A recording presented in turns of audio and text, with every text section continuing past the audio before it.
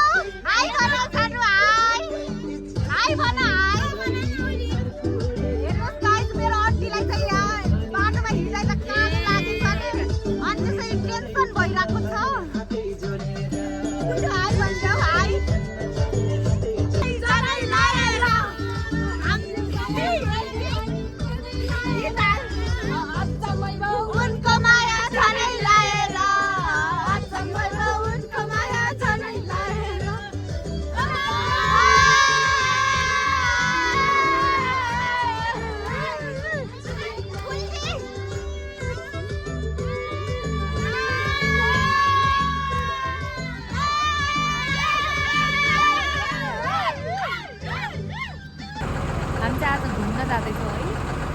कस्तो भइरहेको तिमीलाई? कस्तो लागिरहेको? मजा आएको? बहुत ब्युटिफुल ब्युटिफुल नेचर देख्न पाइयो होइन? हो कि होइन? यता देख्छौ त तिमी? हो कि होइन भन? हो। लास्ट राम्रो भ्यू रहेछ है। तर गाइजहरू हेर्छौ हजुरहरूले यस्तो भ्यू। बादल कालो कालो निलो निलो हुँदैछ, डाँडा काँडा हरियाली। गाइस यस्तो रमाइलो हुँदैछ, यस्तो रमाइलो भइरहेछ, यस्तो राम्रो भ्यूहरू देख्न पाइन्छ कि पुरै नगर्नु। हजुरहरू पनि हेरिराख्नु ल, म सँगसँगै हजुरहरूलाई पनि देखाउँछु सबैजनालाई। पानी पर्ला जस्तो मौसम गरेछ। वेदर इज टु गुड है आज चाहिँ। न गर्मी न धेरै चिसो होइन त सानो। ऊ चाहिँ मेरो खोला कस्तो राम्रो यस्तो भ्यू हेर्न पाइसकेपछि के नै चाहिएको होइन त। पानी पो पर्ने के गर्दै आज पानी परेर भिजाउला जस्तो छ। उता हेर्नु त कस्तो राम्रो घरहरू। यतै बस्नु कस्तो लागेको लागि सानो यतै बस्ने कि नबस्ने हामी भन्न त तिमी? आज बस्नु है, बस्नै मन लागेको। हामी त बस्छ होला आज।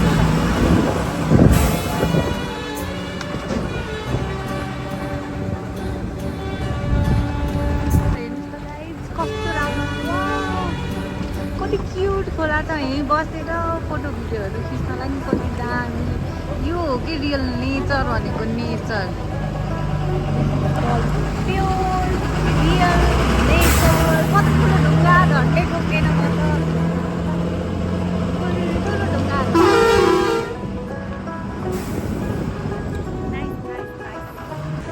ल हामी चाहिँ यहीँनिर रोक्यौँ। हाम्रो गाडी चाहिँ योभन्दा चाहिँ उता जाँदैन अरे।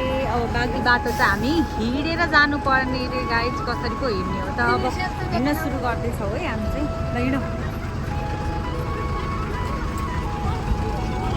भिडम भाइ, भिडम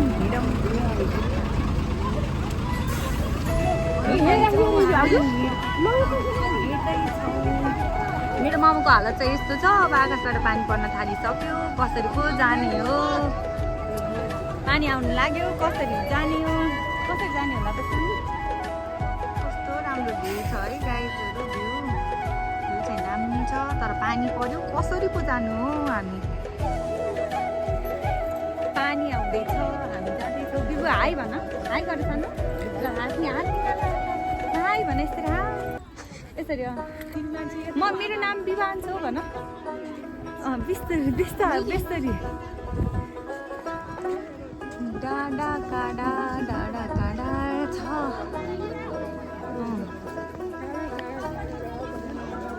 यस्तो अँध्रो गरे पानी पर्न थालिसक्यो। कसरी पो जाने होला हामी, कसरी जानु? पानी जाडो भन्छ, जाडो गाईहरू आजको बडो दिन निकालेर हिँडेछौँ हामी। फेरि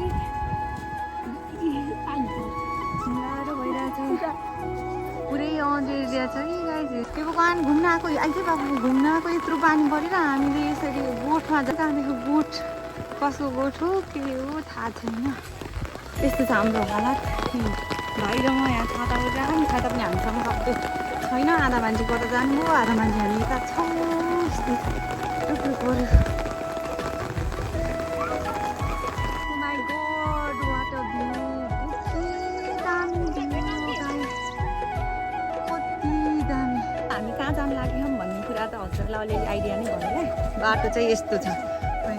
जुत्ताको हालत रमाइलो भइरहेको होइन। फेरि पनि पानी पर्न थाल्यो। अघि भर्खर पानी पऱ्यो, रोक्यो, फेरि आयो, रोक्यो, पानी रोक्यो र हामी हिँड्न थाल्यौँ। फेरि पानी पऱ्यो। गाई आयो आयो पानी फेरि आयो। अब फेरि छाता ओढ्नुपर्छ। एकैछिन पानी आउँछ, एकैछिन पानी आउँदैन। के हो यहाँ त होइन। त्यो भ्यू हेर्नुहोस् त, भ्यू बवाल छ हो। हामी चाहिँ केटाकेटी चाहिँ भुन्टा भुन्टीसँग चाहिँ म अलि पछि छु। अरू सबैजना अघि अघि अघि गइसक्नुभयो। तर गाउँ चाहिँ राम्रो छ, सानो चुटुक्कको सानो राम्रो छ। मेरो मामु आन्टीहरू थाकेर बिचरा त्यस्तो गर्छ। रुजेर पुरै केही छैन। मामु यता हेर्छ ल। कस्तो भइरहेछ एक्सपिरियन्स? राम्रो त छ। नै ठुल्दी त केही पनि देखिँदै भयो।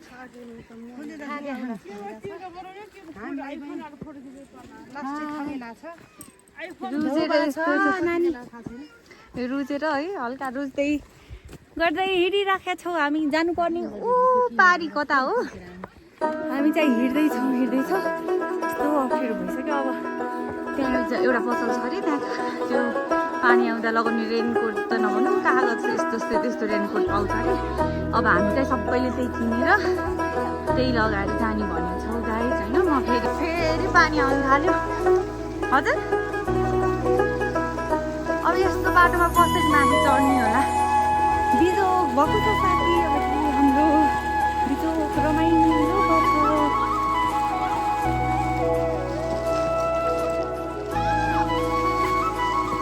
बाटो यस्तो रहेछ, हामी उल्टै हिँडिराखेको थियौँ। कस्तो अप्ठ्यारो छ, अप्ठ्यारो गाडी जान केही भन्न सक्दैन। यस्तो बाटो हिँड्नु डर लागेको। एडभेन्चर भइरहेको, एडभेन्चर।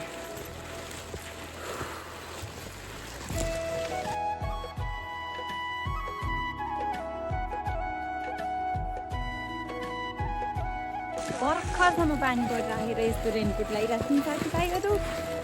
अहिले चाहिँ फेरि टन्टल पुरै घाम लाग्यो।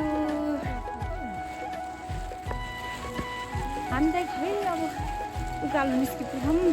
कति टाइम लाग्छ अझै जान थाहा छैन।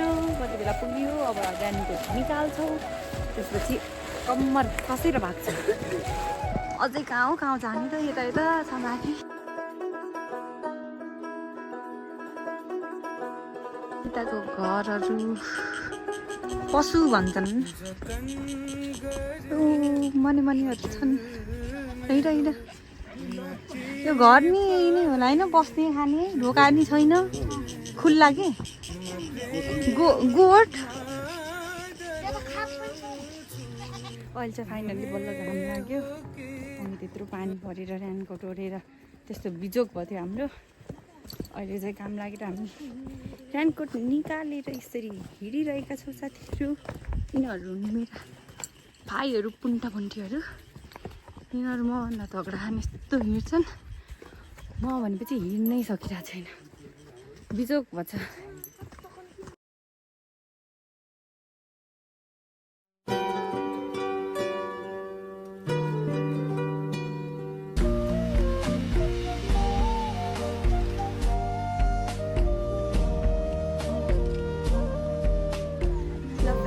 अब हजुरहरूलाई थाहा भइसक्यो कि हामी आएको छौँ गौमुखी दर्शन गर्न। त लास्ट गाह्रो भयो, कति बेला पानी कति बेला घाम होइन लास्टै। अनि त्यसपछि हामी जानु छ उता उता उता कसरी पो जाने हो गाइज उतासम्म। हेर्नु त हाम्रो हालत खराब भएको छ, मान्छेहरू सबैजना जान थालिसक्नुभयो। अब हामी पनि हिँड्दैछौँ।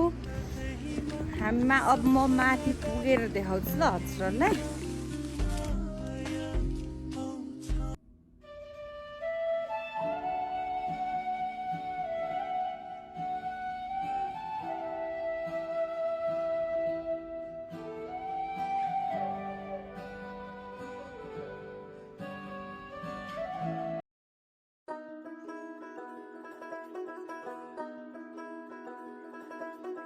चाहिँ भगवान् पारी बाटो पनि आउँछ, त्यो डाँडा सकेर अर्को ठाउँ जानु छ, कसरी पो होला जाने।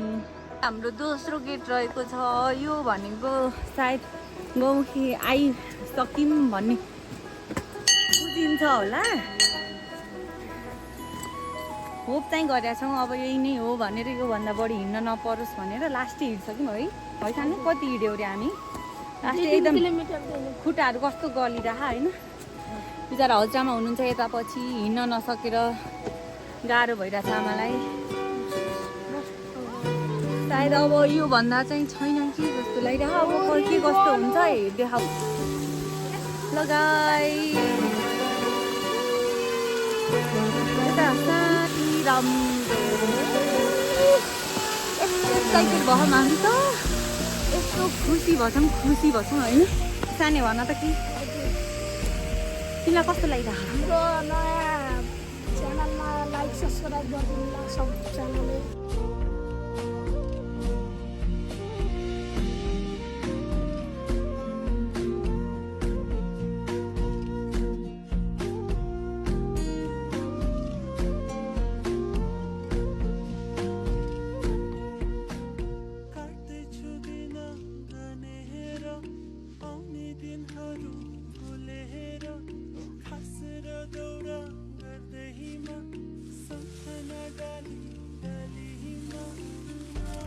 ल गाइज हामी चाहिँ अब पूजा गरेर नुहाएर टिका लगाएर फर्किसक्यौँ। त्यो भिडियो सबै भिडियो हजुरले हेर्न भ्याउनुहुन्छ। एक दुईवटा फोटो खिच्न लागेको थियौँ कि फेरि पानी आउला जस्तो पुरै यस्तो गऱ्यो, अनि त्यही भएर जान लाग्यो।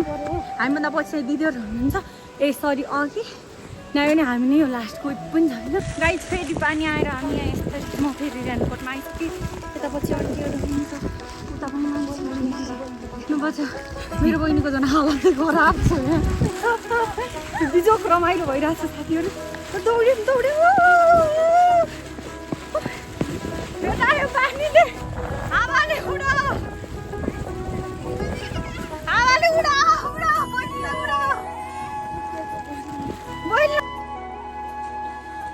Oh my god.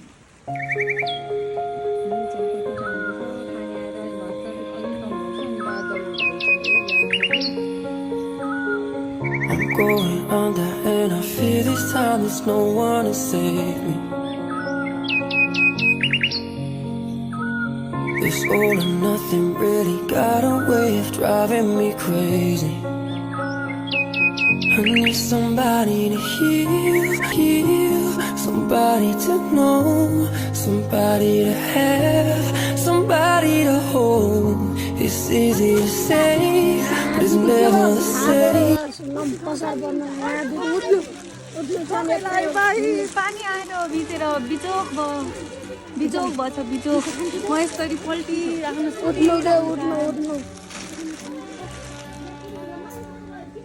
हात देऊ।